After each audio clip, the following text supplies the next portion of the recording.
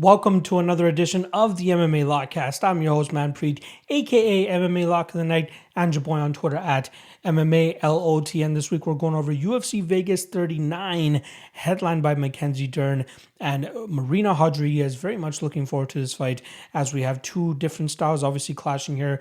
We got the jiu-jitsu heavy style of Mackenzie Dern, and then obviously the heavy striking style of Marina Rodriguez. So very interested to see who's going to be able to go out there and implement their game. Interesting fights sprinkled out throughout the card. Obviously, Tim Elliott versus Nicolau is a fight that I'm looking at.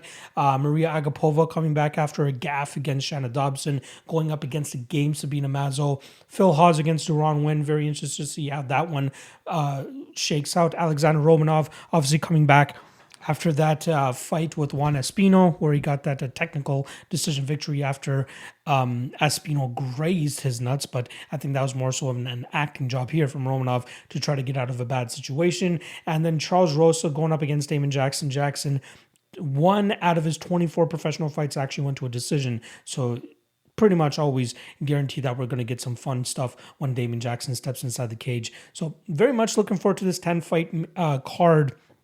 Early start as well. 1 p.m. Eastern is the prelim start time. 4 p.m. Eastern for the main card. 5 fights on both portions of those. So we should be done these fights by 7 or 7:30 p.m. Eastern, which is great. I'm always on board for that type of stuff. But before we get any further into this podcast, let's go over our last weekend's events. So there was actually three events that I bet on since the last time I spoke to you guys. The last time was... Actually, I lied. I didn't even get to do a lockcast for last week, so I might as well go over my UFC 266 recap as well. So I'll quickly go over that for you guys. The dog of the night play was the under 2.5 in the Hooker and Hackprast fight. I wish we saw a little bit more of round 3 Hackprast in that fight because I think that would have transpired in a finish for sure. You know, Hackprast was pretty much content being on his back foot for the majority of those first 2 rounds, but then he really started to push the pace in the third round, which created more opportunities for both guys, but it just wasn't enough time for us to get the finish in that round or that fight. So -1 unit there. But the lock of the night play comes through, which was the Eros Medic and Jalen Turner fight doesn't go to decision. -189 at 4 units. That cashes for a plus 2.12 units. You know, I knew it was going to be Turner. I thought it was going to be Turner's second round, but I'll take a first round finish as well just to not have me sweat an extra couple minutes in that fight. So plus 1.12 units at UFC 266. Next up, I did have a small wager on Bellator 267. Not a lock of the night by any means, but I don't bet on Bellator often, but I felt like I needed to take advantage of the plus 105 on Douglas Lima against Michael Venom Page, and I thought we got robbed there, guys. Again, I don't like to blame bad judging or robberies. Whenever I lose a bet, I'll always take it on the chin and I'll move on. But that one, I think that one was a pretty bad decision in my opinion. I thought Lima did enough to win rounds 1 and 3. With that said, the fact that we didn't see any takedowns or attempt at takedowns from Lima in that second round pretty much, you know, we have Lima to blame in that situation because he could have made it a much easier fight for himself if he decided to do that. Otherwise, he pretty much gave round 2 to Michael Page because it was a striking affair for the majority of that round. So -2 units on Bellator on that Friday night. The next night was UFC Vegas 38.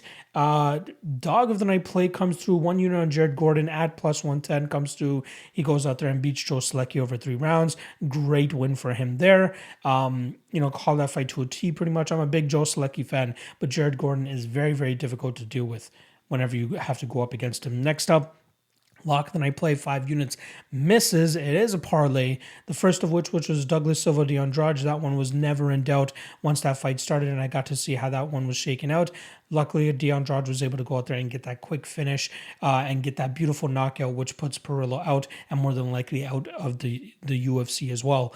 And then I thought we were riding, you know, I thought we were free rolling. You know what I mean? I thought we were going into that main event being like, this will probably end within the first 2 rounds. And then as every single round ended up passing in that main event between Santos and Walker, I don't know I don't know how to explain. I wasn't even scoring rounds there. I'm like, we're not even going to need the judges' scorecards for this. So why even bother scoring rounds? I'm seeing people scoring rounds on Twitter and stuff. I'm like, why are you guys even caring? somebody's going to get finished. Nobody got finished. We saw a completely different Johnny Walker, and then we saw a tentative Thiago Santos. But whenever Thiago Santos was kind of pushing forward, it seems like he was landing good enough strikes that potentially could have been fight enders. But then Johnny Walker just, I don't know what the fuck they're doing over there at SPG with him, but he completely missed a boat there. And we end up losing on the lock of the night play. So minus 5 units on a minus 159 parlay. That makes us down minus 3.9 units on that card, minus 5.9 on the weekend. Obviously, that Douglas Lima decision, not good at all. If that one did come through, though, we'd only be down about a unit or so on the entire weekend. But bad decision does not go our way, and we end up pretty down on the weekend, minus 5.9 units. Luckily for us, we get some of it back on Tuesday, this past Tuesday, where I put together a unit and a half parlay of on the Dana White Contender Series. I had to fade the Alaska FC product Patrick White. Came with a lot of sweat as Valdez seemed to have slowed down at the ending of that first round, but luckily was able to get the finish in that second round, so he cashed him there. And then the minus 190 leg of that parlay ends up looking like the minus 650 leg that ended up making me sweat. Mike Malott goes out there and locks up a choke relatively quickly on small. I'm not even going to try to say the guy's last name, but Shimon, he submits him within like a minute of that fight, so that cashes for 1.1 for a unit. So good win on Tuesday, but I'm hoping to parlay that into this weekend and get another winning streak going for you guys this weekend. I already have my Lock of the Night play posted on the Patreon. Won't be available to the public until Friday evening, so make sure you guys stay tuned for that. But the Lock of the Night play is already in play and posted, like I said. Dog of the Night plays will be coming very shortly as well, probably by tonight, which is Wednesday, or at least early Thursday. And then again, you guys will have to wait until Friday to hear that news. So, let's just get the sponsors out of the way real quick. Shout out to my Patreon members. We did dip below that 400 mark, but we are getting back close to it. Again, obviously, losing a couple events doesn't help, but once we get back on that winning streak, I know that love will come right back around. So make sure you guys check out the Patreon. Like I said, I put early access to the breakdowns on there. I do a best bets and props article where, even though I might be low volume in terms of my official bets, I run through every single fight on that best bets and props article and give you guys my best bet and prop for every single fight, along with the confidence rating as well, so you guys can see where I'm at with that. Prize Picks tips article drops on there where I go through every single fight and give you my best prize pick tip for it. And the Discord, probably the most valuable aspect of the Patreon, $5 a month, gives you access to that Discord as well, which is, littered with just amazing people that, drop plays, not just for the MMA world, but for other sports as well. And we've created a solid bond there. So I'm very happy with the guys that are in there, and I hope they stick around for a long time, because it's going to be tough to replicate that kind of chemistry and that kind of crew. So make sure you guys check out the Discord as well if you do sign up for the Patreon. And then secondly, shout out to Coolbet, coolbet.com. Use promo code MMALOTN2. That's the number 2. They'll match your initial deposit up to $200. Great website. Love using them. You can parlay props. You can do whatever the hell you want there. Probably one of the better bookies out there in terms of being able to go back and analyzing your bets. And they have so many cool tools that you guys can use on there. But obviously, big supporters of the podcast, so I obviously support them as well. So make sure you guys go check out Coolbet, coolbet.com, promo code MMALOTN2. Again, that's the number 2, and they'll match your initial deposit up to $200. All right, that's a wrap on the intro here. I'm sure you guys want to hear my thoughts on these upcoming 10 fights. So let's not waste any more time. I will see you guys on the flip side to wrap this podcast up. Steve Garcia versus Charlie Ontiveros. We got minus 310 on the Jackson Wing fighter, Steve Garcia, and plus 255 the return on Charlie Ontiveros. Let's start off on the Steve Garcia side of things, who put together a pretty decent resume on his regional record before making it to the UFC, fighting guys like Sean Bunch, Ricky Tercios, who he ended up losing to via decision, beating Ronnie Lawrence, who obviously has a very bright future in the UFC, especially after his dominant UFC debut, and ended up losing to Joe Warren and Alan Cruz. The Alan Cruz fight was a quick submission victory for for Cruz in that fight. But then since then, put together 4 straight wins. One of them, or his most recent one, being against Jose Mariscal, where he was able to finish him in a very weird finish as well, right? Very highly criticized by a lot of people in that fight, but he did end up getting his hand raised and had pretty good moments in that fight with his striking. Luis Pena fight, very difficult to tell how that would have truly played out for a guy like Steve Garcia if he had a full training camp for that, but the majority of the fight was Luis Pena just grapple fucking and just backpacking Steve Garcia for the majority of 50 minutes in that fight. So we didn't get to see too much of Garcia's game plans there. Now, he was scheduled at least 3 times to fight, all had to pull out, but now here he is going up against Charlie Ontiveros, which is probably the easiest fight out of all the fights that he was lined up for. Good striking, can go for the takedowns if he needs it, and I think that's where he's probably going to shine most here against a guy like Charlie Ontiveros. Like I said, he is a Jackson Wink product, but the thing for me now is that Jackson Wink has definitely fallen off heavily since their claim to fame and their rise to fame, having guys like John Jones and Andrei Arlovsky, and a lot of those guys, Holly Holm obviously being down there, a lot of guys used to seek out Jackson Wink as their premier destination to get high-level training. However, it's fallen off a cliff, right? We got Jones there. We got Holm there. We got Maurice Green there now. Khalid Murtazaliev, who just recently lost for Bellator. And now Steve Garcia is really the only other guy that's still there. I mean, I don't know if you can truly call it a super camp anymore. Because if you want to look at a super camp, you're looking at, Sanford MMA, American Top Team, Extreme Couture, Syndicate MMA, maybe not Syndicate as much, but they probably have more talent inside the UFC than Jackson Wink does at this point in time.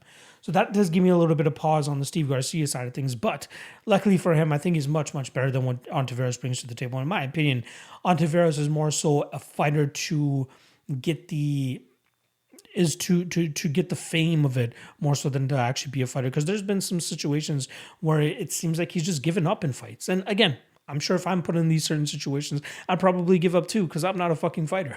You know what I mean? But I think that Charlie Ontiveros, he's flashy, right? He has a Taekwondo background, if I'm not mistaken. Throws a lot of spinning stuff, flying stuff, axe kicks, all that stuff like we saw in the Kevin Holland fight. But when push really comes to shove, I think he starts to break and he starts to fall. And I feel like a guy like Steve Garcia can put him into those situations. I think the best way for Garcia to win this fight is pretty much do what Luis Pena did to him last time around. Grapple fuck him. If Steve Garcia can go out there and ground Charlie Ontiveros, who's going to be the bigger fighter, right? The whole narrative of this whole week has been both guys are coming from opposite directions of weight classes and meeting at 155 pounds. You have Charlie Ontiveros, who came in on short notice against Kevin Holland last time around and weighed 182 pounds, but the majority of his career was spent at 170 pounds. Whereas on the flip side for Garcia, 35er in the past, 45er majority for the most of the part, and now 155 pounder, obviously, especially last time around when I believe it was 155 against Luis Pena on short notice, 155. But here he is now fighting. He looks like a solid body at 155 pounds. It seems like he should have enough strength to go out there and ground Charlie Ontiveros in the spot. I think he just absolutely runs to Ontiveros here. Again, unless like a flash Hail Mary knockout from Ontiveros, I think that Garcia just pushes Ontiveros to the brink here and then eventually makes him quit and possibly gets him out of there in the second round. I'm expecting some grapple fucking here from Steve Garcia to stay as safe as he possibly can. And then I think that his ground and pound is going to be more than enough to get Ontiveros out of there. So my pick here is going to be Steve Garcia, and I'm going to take him to win this fight via second round TKO. Lupita Godinez going up against Silvana Juarez, who's stepping in on short notice here for Sam Hughes after she had to pull out due to her cornerman testing positive for COVID. Now, luckily for Juarez, she was scheduled to fight next week on Tuesday on the Tuesday Night Contender Series against Marina Silva, I believe the chick's name was. But luckily for her, she gets this quick call up here and she doesn't have to go to the Contender Series interview process to make it into the UFC. And luckily for her, at 36 years old, I probably would have expected Dana White, no matter the outcome of that fight, to be like, she's a little bit too old to be considered a contender at this point in time. But she has some good skill. After running the tape here, I am quite impressed with what I've been seeing, especially with the striking style, calf kicking style, good combinations, good, understanding of kind of range as well. She does have a loss to Ariane Lipski earlier in his career when Lipski was a shit over there in KSW, and it just seems like she had a little bit of issues in terms of dealing with the violent striking style of Ariane Lipski that night. Pretty much rendering herself useless on the end of the jab and the strikes of Lipski, and pretty much just backing up the entire fight there. But when she's really on, you see her put the pressure onto her opponents, stuff takedowns and really put the pressure on them with her striking style. Now, there is a little bit of concern in terms of the level of competition we've been seeing Juarez go up against, when she's fighting in UWC and all those other regional promotions. Can almost kind of say that here for Lupita Godinez as well. Vanessa Demopoulos, not really the highest level of opponent. Even before that, Lindsay Garbat, who was 37, 38 years old, former boxer coming into MMA a little bit too late in her career. She was having tremendous success in that fight.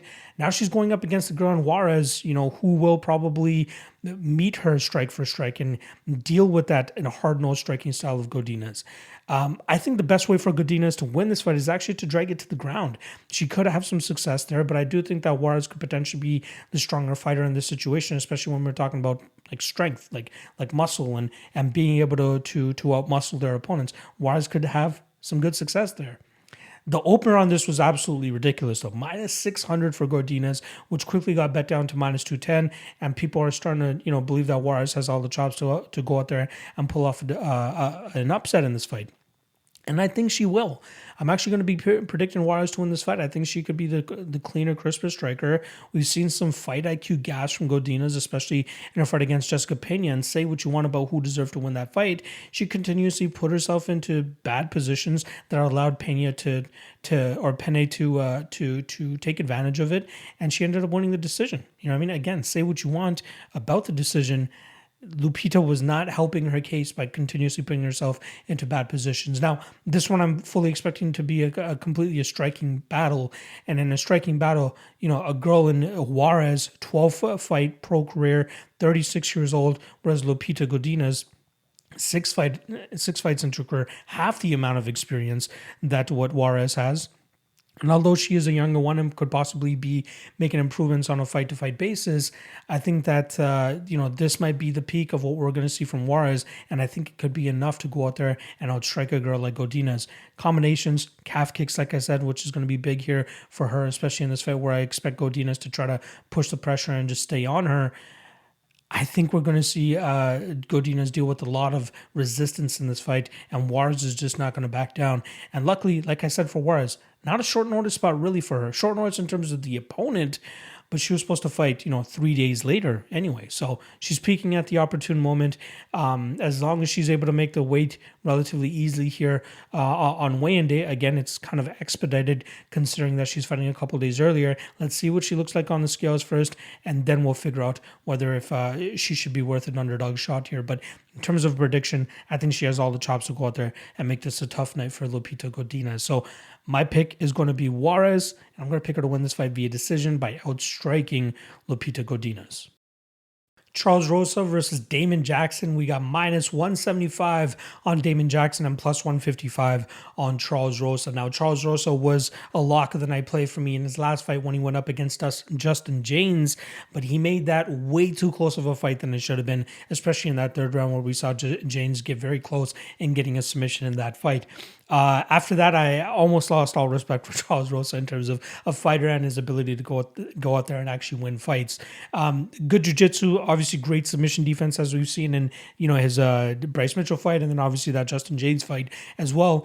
And he has a very interesting striking style as well, where you see when he's in the southpaw stance, he likes his kind of karate Wonder Boy style, kicking heavy style from that stance, but then he turns into more of a boxer when it gets to his conventional orthodox stance. With Damon Jackson, on the other hand, you're talking about a guy that's only been to a decision once in his 24-fight pro MMA career, and he does have a ton of finishes on his record, as you would expect. Very durable, used to be in the UFC in the past, and then got cut, worked his way back to the UFC, and pulled off a pretty big upset in his debut when he was able to come back against Mirsad Bektic and get him out of there in that third round. And then he goes out there and gets absolutely starched by perennial prospect Elliott, who's probably top 5 at this point in time in his respective weight class. But in this fight specifically, I think we're going to see Charles Rosa have a ton of difficulty dealing with the style of Damon Jackson. I think Damon Jackson has a pretty good striking game, but his grappling is definitely where he shines. And I think he'll be able to put Charles Rosa into some pretty precarious positions where Damon Jackson should be able to grind him out. And could he find a submission? Possibly. But Charles Rosa has shown some pretty damn good durability in his arsenal in regards to not being submitted. And we've seen him in some very tight submissions in the past and not actually give up. Earlier in the week, I was a little bit intrigued and enthused by seeing plus money on an under in a Damon Jackson fight. However, with the durability that we've been seeing from Charles Rosa over his past several fights, I got to kind of lean with Jackson, kind of just outgrinding him and going to a decision for the second time in his 25-fight career after this weekend. So I do like Damon Jackson in this fight. I do think he has great cardio. I do think he has the better jits when it comes to being able to control his opponents here. And in the striking, I don't think it's a blow away from either guy, but I think that the pace and the pressure that we'll see from Damon Jackson will allow him to kind of control and dictate the pace of this fight. So I do like Damon Jackson here. I'm going to take him to win this fight by decision. Again, not something that he does often, but given the durability and the submission defense we've been seeing from Charles Rosa, I think he'll hold up once again here against a guy like Damon Jackson, but I don't think it'll be enough for him to overcome, optically speaking, what it's going to look like, and that's going to be Damon Jackson controlling the majority of this fight. So my prediction will be Damon Jackson via decision here against Charles Rosa.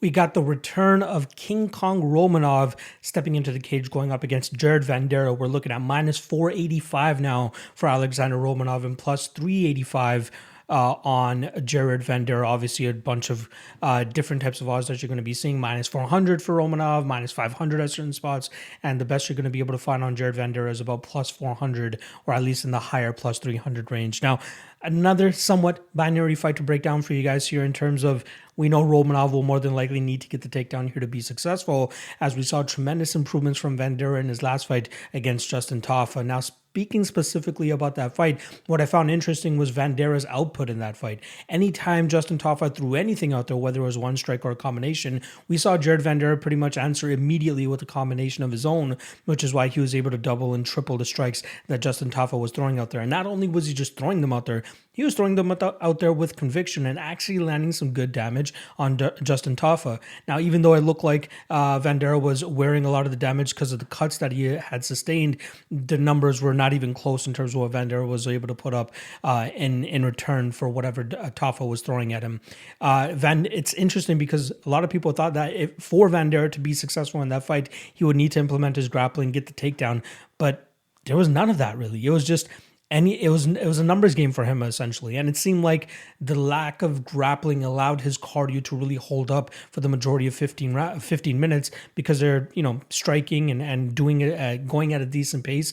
But Vanderaa did a really good job in terms of throwing his own combinations out there and returning every single time Justin Tafa threw a strike of his own, so that he knew he was always up no matter what was happening, and it definitely showcased for him, and which is why he was able to go out there and spring the upset as a plus 170, plus 180 underdog that night in a way that nobody predicted him to win that fight either, which is going into a striking battle with a decent kickboxer, with a guy with the kickboxing background like Justin Tafa. Now in this fight, he's going to be dealing with a completely different type of opponent, right? You got Romanov, who's going to go out there and try to do the Sergey Spivak against him.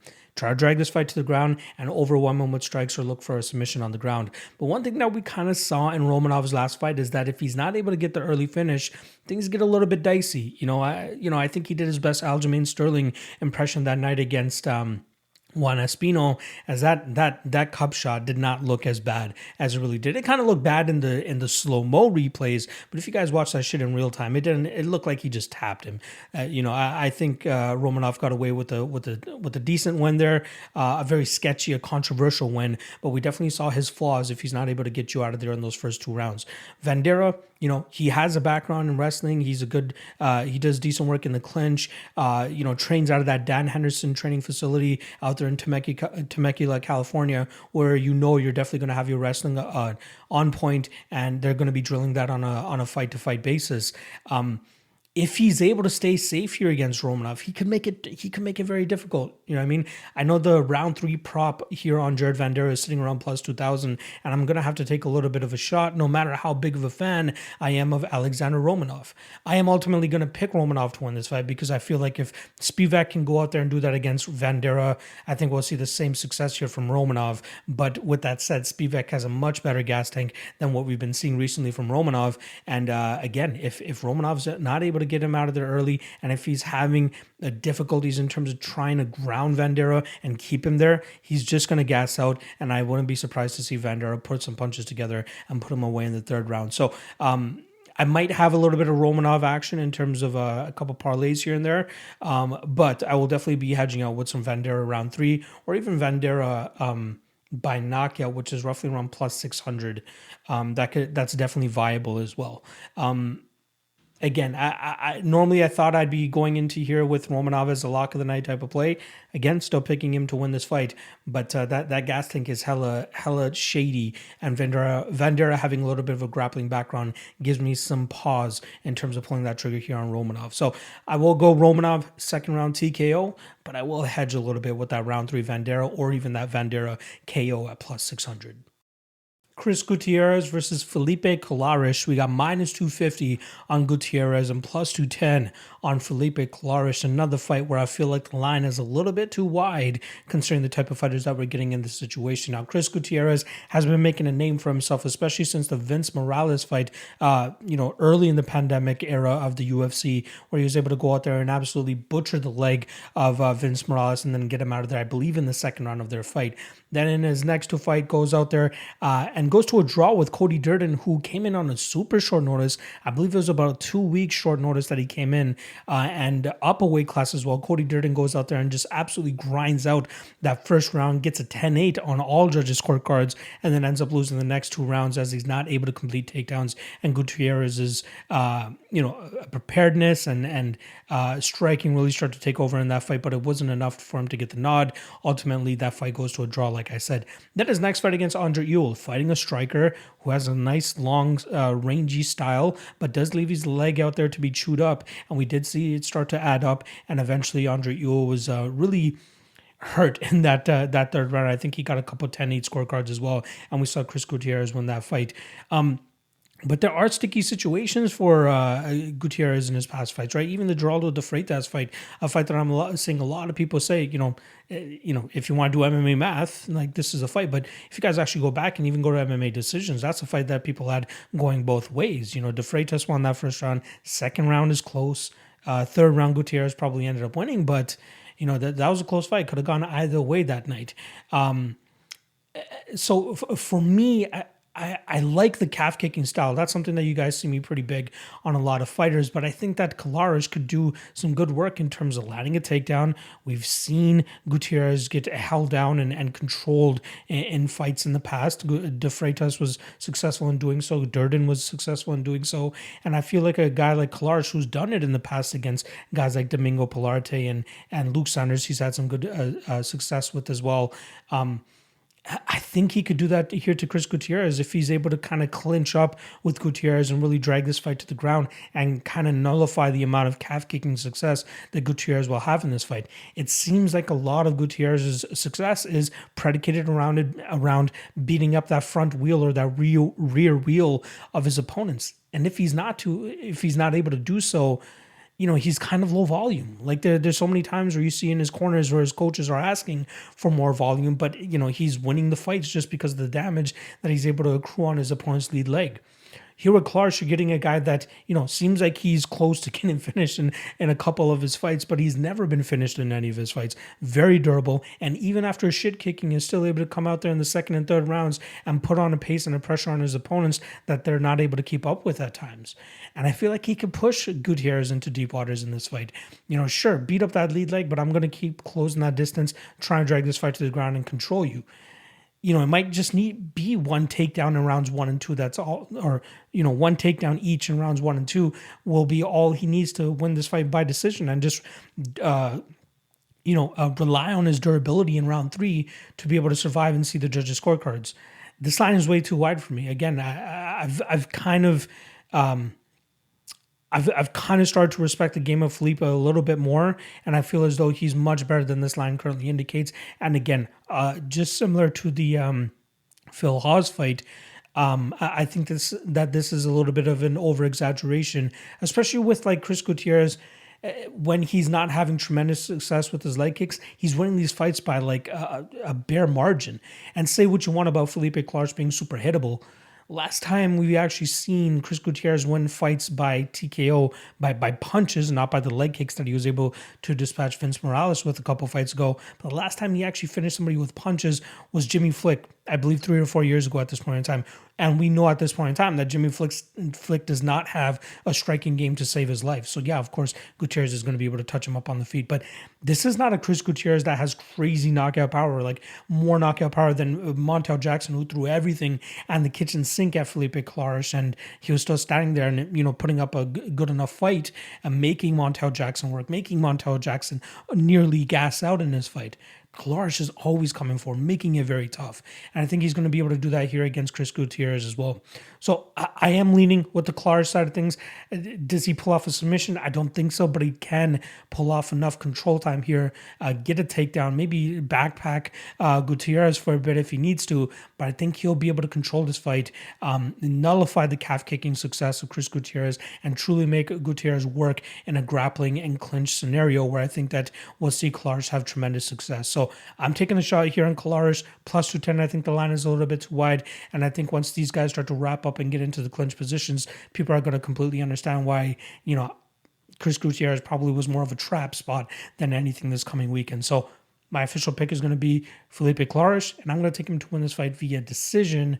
And in terms of a prop for that specifically, we're seeing Colares going off via submission or via decision, at plus 430, which I don't think is too bad of a line. But again, plus 210 as a money line, I'm happy with that too, and that covers more outcomes as well, depending on how Colares wins this fight. So official prediction, Felipe Colares via decision.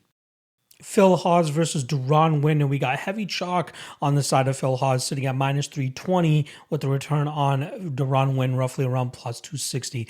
I don't agree with this line at all. I think it's way too much of an over exaggeration from the last two fights that we've been seeing from Phil Hawes, who is going out there and absolutely stunning people in terms of going out there and winning decision fights. All before or at least earlier in his career, it seemed to all come via knockout early in his fights. And if he's not able to get that early finish more often than not, he would go out there and get finished in the second or third rounds. But he's doing the unthinkable. The last two fights, the first of which being against Nasruddin Imavov, where he was able to, get the takedowns, grind him out in that fight. But whenever the fight was in the striking round, we saw Imavov have tremendous success, especially when he's kind of walking down Phil Hawes. But luckily for Phil, he was able to tie up in the clinch and land takedowns when he needed to, especially at his most dire moments in that fight. For some reason, it seemed like Imavov had no real desire to disengage from the clinch positions or maintain that distance and let his striking go, although we did see tremendous improvements from Imavov in his next fight against Ian Heinisch, where he actually went out there, stayed at distance, and got his own work going, and then eventually dispatching of Heinisch, I believe, in the second round of that fight. If we got that Imavov against Phil Hawes, I think we would see Imavov actually get the finish in that fight as well. Then the next fight, Kyle Daukaus. He goes in there as a slight underdog to Kyle Daukaus, as a lot of people believed that he'd be able to weather the early storm from Phil Hawes and then lock up a submission in that second or third round. But Phil did a decent job in terms of landing some good shots for himself on the feet, but then was always able to bail himself out by landing takedowns. And it seemed like Kyle Daukaus was a little bit too comfortable off of his back and just couldn't lock up that submission. When the fight was on the feet and Kyle was pushing him back, he was making, he was throwing everything at Phil Hawes. And Phil Hawes, there were certain spots where it seemed a little bit shaky and a little bit tentative for him. And he did get, clipped a couple times. And possibly with a heavier puncher, you could possibly see that fight get stopped via strikes as well.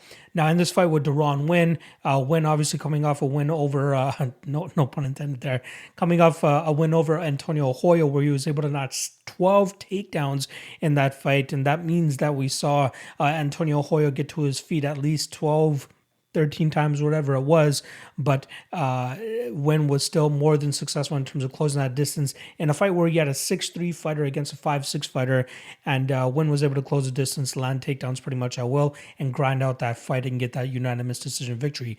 I think that Hoyo is a much better striker compared to what Hawes brings to the table, but they do share one thing in common, which is the low volume, which I don't think is going to affect Dern Winn too much in this fight. The game plan I'm expecting Winn to come in with is just early in this fight, push Hawes up against the cage, try to wear him down. And I think that if these guys went takedown for takedown, we'd see Dern Winn actually come up on top here. And that's why I'm kind of leaning him in this fight, and which is why I actually believe this line should be much closer. The public perception of Dern Winn is just a little bit of a joke, right?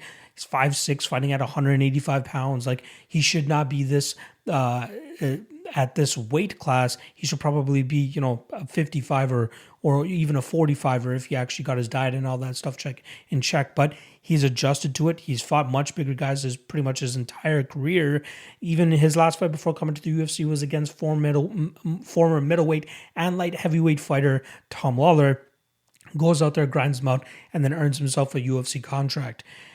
If he can avoid the early bombs here from Phil Hawes, I think he'll be able to out-wrestle him and out-grapple him in the second and third rounds, and more often than not end up on top. We haven't really seen Phil Hawes have to work off of his back, so I'm interested to see what that would look like. And, historically speaking, from what we've been seeing from wrestlers, they don't normally look the greatest off their back, nor do they have the greatest get-ups either, especially if they have had cardio issues in the past. The same could be said for Dern Winn, but I don't think that it's going to be a massive difference in terms of the strength and the size of Phil Hawes playing so much of a factor as to why Dern Winn won't win this fight.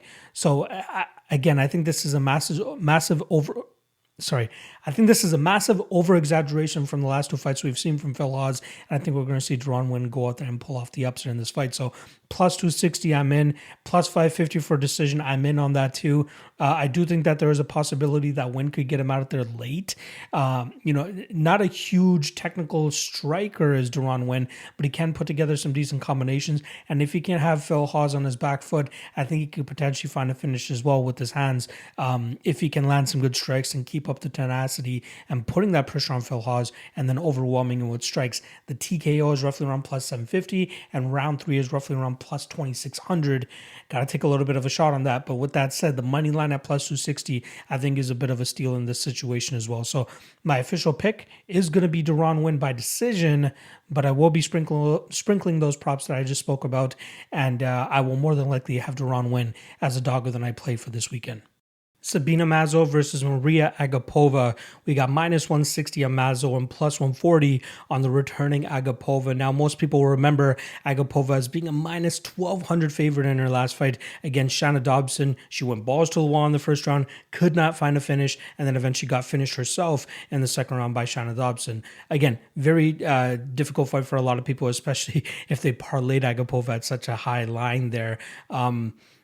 Mazo, on the other hand, obviously coming off a loss to Alexis Davis in her last fight as a pretty decent favorite herself, maybe not minus 1,200, but she still did end up coming up on the losing end there. But the reason I believe Mazo ended up losing that fight was clear as day, right? We saw Alexis Davis moving forward the entire time and then eventually landing takedowns and accruing enough top control to be able to take home a decision victory. Agapova, on the other hand, did she have the similar skill set, or at least the similar skills in terms of being able to drag the fight to the ground and control Mazo there, as that seems to be Mazo's kryptonite? I don't think so, though, right? Agapova obviously recently moved over to MMA Masters, so I'm interested to see what kind of fighter they're going to start crafting her into. But with Sabina Mazo, we kind of know what we're always getting, her King's MMA style, good kickboxing, good distance striking, but she really does her best work when she's able to have that room to operate. You're getting an unorthodox fighter here in Agapova who could make it a little bit difficult, but I think for Agapova to win this fight, she needs to drag this fight to the ground. I don't think that she's going to have much success on the feet, although she does have an unorthodox style, very flashy at times, but I think the disciplined style of Sabina Mazo is going to be a little bit too much for Agapova to actually handle in this fight. Again, will Agapova have as much grappling success as we saw Alexis Davis or even other fighters that have beaten Sabina Mazo have? I don't think so. I really think that Sabina Mazo will make it very difficult for her to close that distance, and should be eating some shots. And even Agapova's wrestling game, I just don't think it's that high level.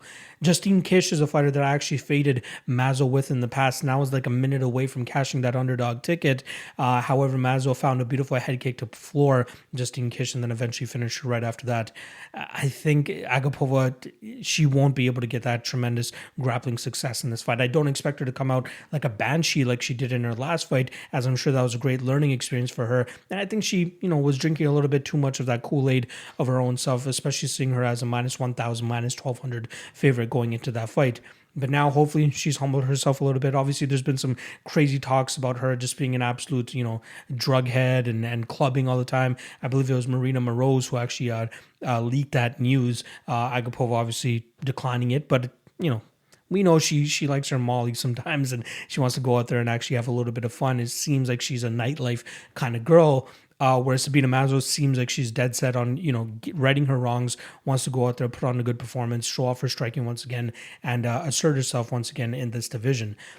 I like Mazo in this spot. I think her striking is going to be the key in this fight, and I just don't think that Agapova has the grappling to go out there and give Mazo as much trouble as fighters in the past have, like Justine Kish or Alexis Davis. So I'm going Sabina Mazo. I think she outstrikes Maria Agapova over 15 minutes and takes home a unanimous decision victory. Matthias Nicolau versus Tim Elliott. We got minus 200 on the Brazilian and plus 170 on awkward MMA Tim Elliott. Let's start off on the Tim Elliott side of things, who's coming off a pretty dominant victory over Jordan Espinosa last time out, where he was able to ground the fight pretty much at will and then go to absolute work on Jordan Espinosa, being more and more successful as Espinosa started to slow down in that fight. And the fight before that, we did see him go out there and squeak out a decision victory over Ryan Benoit, a very close fight that probably could have gone either way.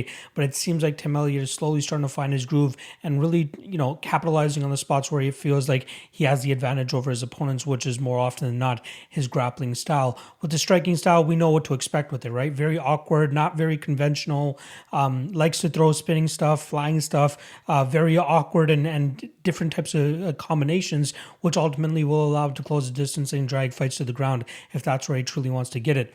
On the flip side, with Matthias Nicolau, we're getting a much better technical striker who has some pretty good power behind his hands, but obviously a black belt in jiu-jitsu will allow him to be very successful on the ground if that's where he chooses to take fights as well.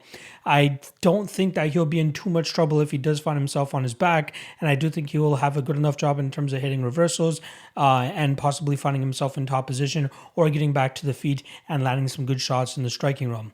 Nicolau obviously coming off his return to the UFC, where he was able to go out there and beat Manel Kape in a very close fight. A lot of people on MMA decisions actually scored that fight for Kape. It obviously came down to that third round, and I felt as though we saw Nicolau go out there and throw some, much better volume and pressure for the majority of that round, although Kape did land some pretty good shots near the ending there that possibly could have, put it his way as well. So I'm not, going to sit here and say that Nicolau 100% deserved to win that last fight, but we did see some good things from him in that fight, especially against a guy who was seemingly the superior striker, but we saw Nicolau have tremendous success in terms of landing some good strikes of his own. I'm expecting him to have the better of the striking exchanges in this fight against Elliott as well, as Elliott, with his crazy and wild winging style at times, leaves himself to be hit, and I feel like that Nicolau will be able to take advantage of those certain situations. The takedowns, again, that is definitely something sneaky that Tim Elliott could do in this fight, especially with that hip toss that he was able to hit a couple times with Askar Askarov and a couple other fighters in the past. But I feel as though we'll see Nicolau really nullify the amount of success that Tim Elliott will have after landing those types of shots, whether it's him getting back to his feet or finding a reversal where he'll end up being in the more dominant position. Now, Tim Elliott could, optically speaking, win some decent minutes and seconds here against a guy like Nicolau, especially if he's going to be pushing him back. However, I think that we'll see the more devastating strikes come from the Nicolau side of things whenever Tim Elliott gets a little bit too cocky, has his hands down, and just relies on head movement, which we've seen in the past, but he needs to put the foot on the gas a little bit more in terms of output at certain points. I do think Nicolau is the much better fighter pretty much everywhere in this fight. I do think he has the shot to actually go out there and submit Tim Elliott in this spot too. Nicolau was very high on him coming into the UFC, and although I expected a much better performance from him in that Manel Cap fight, I still think he has tremendous potential and can definitely be one of the top 5 guys at 125 pounds. This is a great stylistic matchup for him to go out there and showcase just that. I do think that we'll see Elliott have a little bit of success in this fight, but there might be times where he gets a little bit too wild and awkward and finds himself in a submission situation, which I think that Nicolau will be able to take more than advantage of. So I actually really like Nicolau in this spot, probably one of my more confident spots on the card. I think he'll win the striking exchanges. I do think he'll get a little bit, scrappy at times in the grappling situations, but I do think that we'll see Nicolau come out on top and possibly even find a submission in this fight once we see Elliott get a little bit overzealous and possibly too desperate to complete a takedown at times. So I'm going to take Nicolau, and I'm actually going to take him to win this fight via 3rd round submission, as I do think he has the better jiu-jitsu in this spot, and I do think he'll be able to find Tim Elliott and catch him in one of those spots. So I think either decision or submission here for Nicolau, but for an official prediction, I'm going to go with Nicolau and take him to win this fight via 3rd round submission. Randy Rude Boy Brown going up against Jared Gooden. We got minus 245 on Brown and plus 205 is the return here on Jared Gooden. Very interesting fight here between a power puncher and Jared Gooden, who pulled off a pretty significant upset last time around against Nicholas Stolze, where he was able to pretty much hit him at will with his lead left hook every single time Stolze closed the distance or through a combination. We saw Jared Gooden land a beautiful lead left hook or a check left hook, whatever you want to call it, to really, land solid damage on Stolze. It seemed to hurt him every single time, and then eventually one of them did end up flooring Stolze, and then he followed up with some ground and pound to get the finish in that fight. So good win for Jared Gooden there, especially to get his hand raised in the UFC for the first time. Now he's going up against Randy Brown, who's a little bit more of a technician on the feet, or a little bit better with the Muay Thai on the feet than what we saw from Nicholas Stolze, but I do think he's going to struggle a little bit with the leg kicks that Jared Gooden will more than likely be implementing in this fight. We saw it give Randy Brown tremendous trouble, obviously, in the Vicente Luque fight, gave him some early trouble against Alex Oliveira before he planted him on his butt and then eventually found that one arm rear naked choke. But I'd be surprised if he has a similar amount of success here against a guy like Jared Gooden, who's just going to bite down in his mouthpiece, move forward and throw some big hooks and land some big shots on Brown, not to mention to complement the leg kicks that he'll more than likely be throwing here against Randy Brown. I think the line is just a little bit too wide. I'm a fan of Randy Brown. I think he's skilled. I think he has some good technical striking, but I think he's going to run into some trouble here with the heavy hitting style of Jared Gooden. It's almost I want to say the best way to approach it will probably be to take Gooden by knockout at plus 400. That's more than likely his best path to victory. I feel as though Randy Brown will be the better round winner or at least minute winner in this fight, but he's going to be in tremendous trouble as Gooden starts landing those kicks over and over again. And it doesn't even seem like Brown was that confident in terms of switching his stance when Alex Oliveira was so successful with the leg kicks. Obviously, didn't matter as he was able to land a beautiful punch to put Oliveira on the ground and then follow up with his jiu-jitsu. But here against Jared Gooden, if he doesn't land that punch to ground him, he's going to keep eating those shots or those leg kicks, and I think that could cause some trouble for Randy Brown here. I think the best way to approach this fight, if you do like Randy Brown, is maybe live bet it. You'll probably get a better line on him going into that second round, and at least you'll be able to see how consistent and efficient Jared Gooden is going to be by throwing those leg kicks out there, because they will be very effective. We know Randy Brown has been, really has been taken advantage of in those aspects of the MMA game in the past, and I feel like a guy like Jared Gooden can absolutely implement those as even a plus 200 dog here. I think this is a good shot for him to go out there and do that. Again, you're talking about a high variance spot as well, right? When you're talking about striking and a guy finding that knockout, which I think Jared Gooden will be able to find out, but it helps and it makes it slightly less variant than when you have a guy like Jared Gooden who's going to be implementing that leg kicking game. And again, you bring it down to the calf, it gets even more effective. And Randy Brown stands so wide, it just seems like it's on a silver platter for you to be going out there and throwing those leg kicks. Again, fan of Randy Brown. Think the odds are a little bit too wide, and I feel like Gooden can bring that hard-nosed striking style that'll eventually find that chin of Randy Brown. And again, those leg kicks, which should slow down Brown, allow Gooden to open up the hands, and then find that chin and follow up with the knockout here. So I am going to go with Gooden for the upset here at plus 400 via KO. I think that's not too bad of a line. I wouldn't be surprised to see the line on Brown move a little bit more higher as people continue to parlay him or even just play him at this wide line. So we might be able to get a better line on Gooden by KO if we just wait a little bit longer. Again, it's only Monday of fight week, so we don't even have full props out for every single fight. So I'm interested to see how this line moves as the fight week progresses. But I do like Jared Gooden in this spot. He is going to be my pick and one of my main underdogs on this card here. So I'm going Jared Gooden, and I'm going to take him to win this fight by knockout. Let's call it first round. I'll go first round knockout for Jared Gooden. Mackenzie Dern versus Marina Rodriguez. We got minus 160 on Mackenzie Dern and plus 140 on the brutal striker Marina Rodriguez. Let's start off on the Rodriguez side of things, who's coming off a short notice main event slot against Michelle Waterson, where she was able to grind that fight out, pretty much pick apart Waterson from distance, and then win that fight via decision.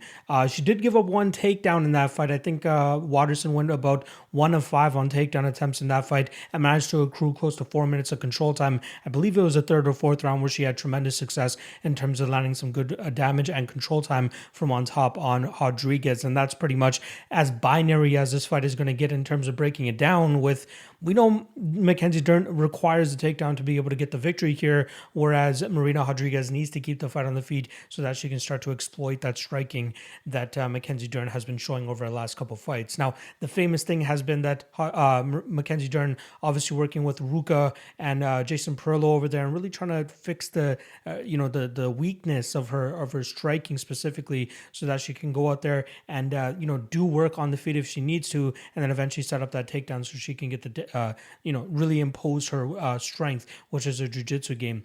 She's going to have to go through a hell and high water to close that distance here against Marina Rodriguez. However, I think all she needs is one takedown in this situation to truly have success and potentially lock up a submission. Now, the advantage that Marina Rodriguez has on the feet over Mackenzie Dern is not as wide as I think with Dern on the ground against Rodriguez, if you guys are following me there. Something that me and John Stargarian, who comes on my prop show for the fight night events, something that we talk about a lot is that there's low variance in the grappling realm of an MMA fight, whereas there's higher variance whenever you have a striker going out there and you're expecting them to knock out an opponent. Like, they need to find that perfect shot or an accumulation of strikes to be able to get their opponents out of there. Whereas if a fighter is able to complete a takedown and they have a major advantage over their opponent on the ground, more than likely they're going to be able to get that finish or at least take home a decision by continuously grounding the fight. With that said, I got to go with the grappler in this fight. I do like what Mackenzie Dern brings to the table. Not saying that she's going to be much competitive in the striking realm, but I think she'll be able to remain safe enough so that she could eventually push Rodriguez up against the cage and find that takedown. She had a very nifty takedown against Nina Nunes in her last fight, where she was able to get that body lock and then find an inside trip to get the fight to the ground. And then from there, she was able to do work and then eventually get that armbar victory with 12 seconds left in that first round. For me, I really believe that Rodriguez will struggle in terms of getting back to her feet. And by all accounts, it looks like Mackenzie Dern's cardio is actually on point, and I think she should be able to do that for as long as she needs to until she eventually finds a submission. Now, it looks like the widely available total actually doesn't, not sure what it looks like at all. I'm recording this on Monday of fight week, and it just looks like, according to Best Fight Odds, the only two totals that they have available is the over-under 2.5, over 2.5 at minus 160, and then the over 3.5 is currently sitting at minus 145. The fight doesn't go to decision, however, is minus 210, so there's a little conflicting numbers there in terms of the odds that we're seeing in this fight. I do expect this to finish inside the distance, though, because I believe if Rodriguez has enough time on the feet, she will be able to find that overwhelming TKO here against Dern. And then on the flip side, I think if Dern gets this fight down, more than likely she'll eventually find a submission, as I don't really think that Rodriguez has much to offer off of her back, as we've seen in past fights. And now she is going up against the best BJJ specialist she's ever fought.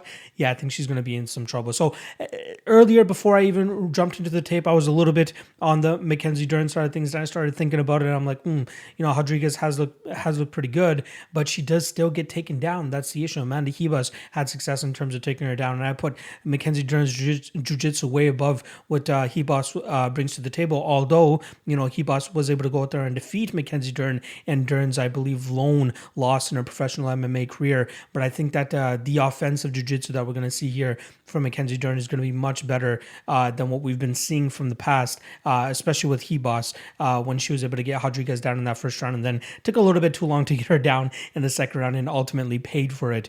I lean Dern here. I lean the inside the distance as well, roughly around that minus 210. I do think that at a certain point we'll see Mackenzie Dern lock up a submission in this fight. So in terms of props, Dern to win by submission plus 150 makes absolute sense.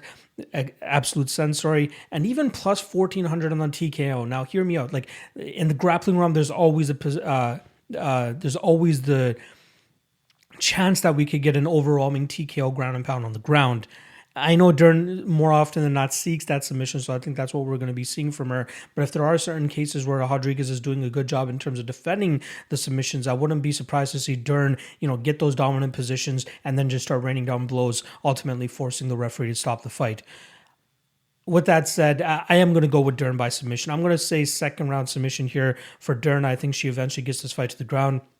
And I think it's going to be a wrap pretty quickly after that. So I'm going to go Mackenzie Dern via second round submission. And that's a wrap on the breakdowns. Hope you guys enjoyed the podcast and the episode.